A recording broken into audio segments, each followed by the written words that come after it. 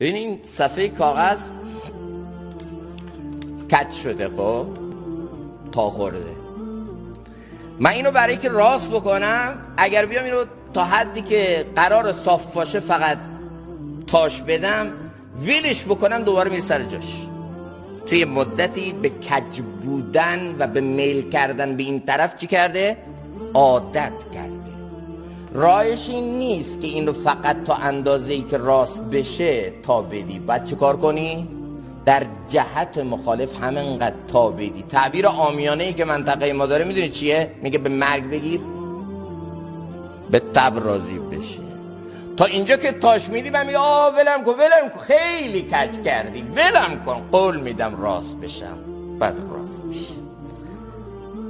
نفس ما 11 ماه کج شده به خودخواهی، به خودپسندی، به لذت جویی عادت کرده. حالا تو رمضان نمیگیم خب حراما رو ترک کن دیگه، خواهش میکنم. تو رمضان میگیم نه حلالا رو ترک کن. خوردنت، نوشیدنت، خوابیدنت باید تابع امر الله بشه. یه ما فشارش میدم. بعد از رمضان اگر ولش کردم باید چیکار بشه؟ باید راست بشه. اگر نشد بدون روزه تو روزه نبوده، رمضان تو رمضان نبوده.